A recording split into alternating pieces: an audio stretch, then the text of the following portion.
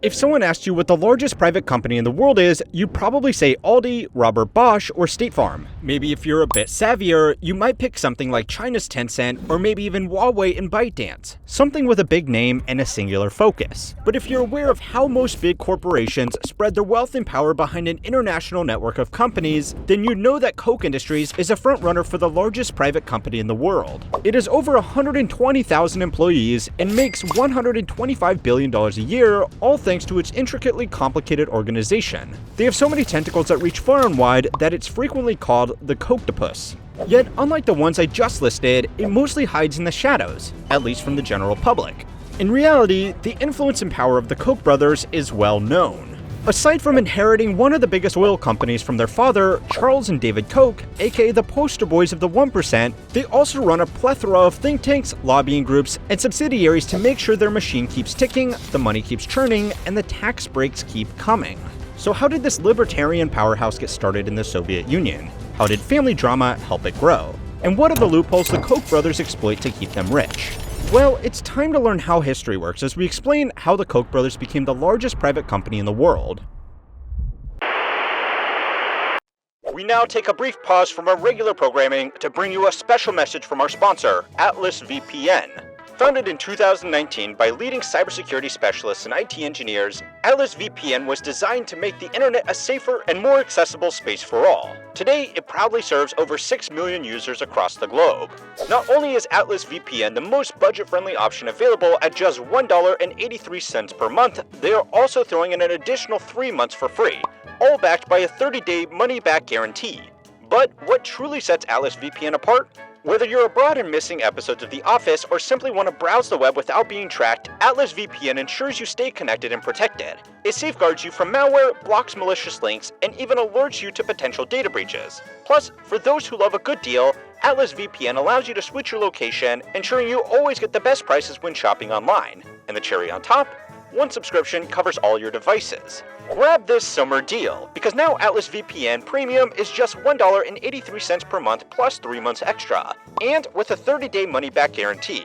Protect your privacy and get many benefits of Atlas VPN for the ridiculously low price. You can take this deal by clicking the link in the description below. Be quick, because it's a limited time offer. Let's get one thing straight. Whether or not Koch Industries is the largest company at the time of writing is kind of besides the point, because these guys have been in the game so long that they're always going to be on the winner's podium. But it started from nothing when their dad, Fred Koch, was determined to follow in his own father's footsteps. Fred's grandfather was Harry Koch, a Dutch immigrant who was born in the Netherlands when his grandfather shipwrecked in East Frisia and married the mayor's daughter. Clearly, the relationship between the family and power started early on. But anyway, Harry Koch went from printer's apprentice to newspaper owner. So when Fred was of age, he wanted to make a name for himself just like his old man. Instead of newspapers, he went into chemical engineering. Upon graduating MIT in 1922, he started working at Texaco before hopping between companies and climbing the corporate ladder. However, he wanted to be his own boss, so took over a friend's company in 1925. Here, he developed a more efficient oil refining technology. However, competitors didn't want this new kid on the block taking their market share, so they sued him. But it wasn't because they had a case. It was just to bankrupt him through litigation. Fred saw how the US market was a small pond swimming with sharks, so he set his eyes on a new territory that had opened recently, the Soviet Union. That's right, the libertarian Koch brothers' inheritance is all thanks to communism. Of course, Fred made sure that he got paid up front to set up oil refineries, but when Stalin's men had learnt what they needed, the mustachioed tyrant purged Fred's engineers and built his own industry. So now that the Russians had Fred's tech to carry them through the 90s, he turned to the next best foreign market, Nazi Germany. Though this was before the outbreak of World War II, it didn't stop Hitler personally approving Fred's handiwork.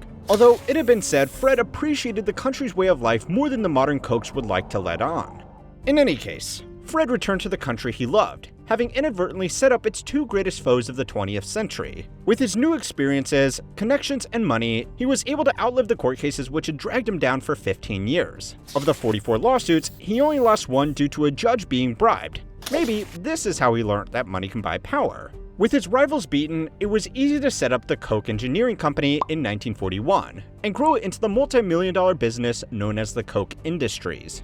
But the beginnings were humble compared to where his sons would take it. By the time Charles and Dave had a fair shake with their father's company, the likes of Trump and Amway would look like chump change. Despite their claims of being self-made men, they were really born on third base and told they hit a triple. That's because Fred knew that eventually he'd have to hand over the company. And given his children's upbringing, it seems he was prepping them to be CEOs from birth. Their Berlin-born nanny was rumored to have Nazi sympathies, and her German sense of efficiency meant that the boys in her care were trained to only defect in the morning and honor command. But Fred's 4 sons seemed more interested in preserving the family's wealth than taking over the family firm. Fred Koch Jr. went to Harvard, but his humanities degree didn't dovetail into the chemical engineering foundation of the business. He was also a little kooky. One friend said that he witnessed the filthy rich Fred Jr. hold up traffic so he could pry a nickel from the asphalt with his car keys, before proudly holding it up high in triumph. Bill Koch looked like a better candidate with a bachelor's, master's, and doctoral degree in chemical engineering from MIT. His twin David also left MIT with chemical engineering credentials, but it was Charles who was the best on paper. Yet another MIT alum, Charles had a bachelor's in general engineering and a master of science in nuclear engineering, plus a second in chemical engineering. What a show-off! But Charles was reluctant to take the reins, so Fred gave him an ultimatum: look after the family piggy bank or watch it be sold off to someone else. Charles joined in 1961, 6 years before his father Fred Koch passed away.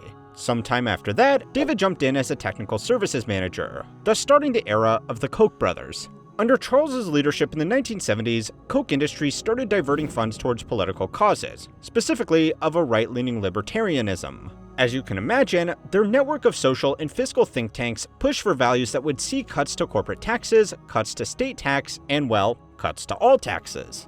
David Koch even ran for vice president as the Libertarian Party's candidate, but the Koch split with activists over what was felt to be more interest in party machine politics than in libertarian purity. Of course, have a national libertarian agenda, and they have brought it to Wake County by means of the school board elections, and they want to destroy, really, the model of equal schools. Since then, their opinions and bank accounts pivoted towards Republican causes, but during the early days, even Bill Koch was getting sick of his brother's meddling. Though some sources say that Bill had been stirring the pot for a while out of jealousy for not being promoted to higher positions, we do know that the family's final Christmas together in 1979 resulted in Charles and David consolidating their power. Over a festive feast, a full-blown argument erupted over who gets a say in the running of the company, the Koch family as a whole, or the 2 brothers on the company's letterhead. At the time, their mother was the legal owner, so Charles used this moment to ask the matriarch to make a final decision. The poor old woman simply burst into tears and fled the dinner table. And you thought the holidays were tough with your family. Bill and Fred Jr. got board members on their side in the hopes of casting a decisive vote, but ultimately, their coup was outdone by Charles and David's own rally of support. By 1983, Bill and Fred Jr.'s share had been bought out completely, meaning Charles and David each owned 42% of the billion-dollar Kochtopus. 1% was split among shareholders, with the remaining 15% owned by one person, their late father's friend, Howard Marshall II. As you can imagine, he wasn't around for long, but with the company not being public, we can't know for sure exactly how Charles and David came to own any more, but we can take a guess. But now that the origin story is over, what exactly is the day-to-day running of Koch Industries? Literally anything that requires oil has their fingerprints on it. They make fertilizer, jet fuel, electrical circuitry for all your gadgets, plus the Stainmaster carpet for those who worry party guests will spill red wine everywhere. They even have their hands in medical equipment, towel dispensers, napkins, pillows, roads, glass, and also fabrics for the US Army. If it can go on a store shelf, they put their name on it. Well, not really. You'll be pushed to find the Koch label out in the open. That's because they use another of their companies to front their products, like a Russian doll of corporations. In 2005, they acquired a pulp and paper company called Georgia Pacific for $21 billion. Guardian Industries joined the Koch portfolio in 2017 to handle the fiberglass and building materials sector. They even own the Matador Cattle Company and its 3 ranches of 12,000 heads of cattle, so you can eat Koch sirloin instead of Trump steaks. But the strangest thing they own is their own internal bank. Leaked documents of the Koch brothers' convoluted business structure revealed a small company set up to purposefully exploit Luxembourg's known tax loopholes. During the period that the US economy was tanking and banks were going broke, Koch Industries was moving corporate dollars out of the States and into a small landlocked country, specifically into a company called Artiva Europe. The only physical proof of the company's existence is an unassuming mailbox which is shared with a mysterious entity called Tax Partner. I'm sure the penny is starting to drop, but for those failing to see the connection, let's just say that this is as subtle as calling your secret plans to take over the planet Operation Secret Plan to take over the planet. To make things even more obvious, both entities have the two same branch managers. You see, the tax loopholes allows money to be funneled from a Luxembourg office out to a branch in Zurich, where no doubt a Swiss bank account has a hand in dodging tax bills like Neo in the Matrix. Upon investigating the leaked documents, it seems this company loans funds to other Koch companies with the interest going, well, somewhere else. It's hard to know exactly where because the few people working in this tiny company aren't too keen on revealing any secrets, but I'm sure you can guess who reaps the profits. And this is just what we know about the shadier parts of the Kochtopus. Who knows how else they are funding their political agendas, such as anti-climate change papers, anti-renewable energy projects, anti-mass transit initiatives, anti-public education programs, anti-union legislation, and anti-minimum wage laws. To his credit, Bill Koch has blown the whistle on his estranged siblings' clandestine crony capitalism, such as when they stole oil from Native American reservations in Oklahoma. In fact, Bill's own testimony and private investigations dug up more evidence than the FBI was able to find. However, the Koch brothers are still standing. They even made peace with Donald Trump after not supporting his presidential campaign. When the reality star won the keys to the White House, Charles and David Koch were quick to repair their hotline to the headquarters of America.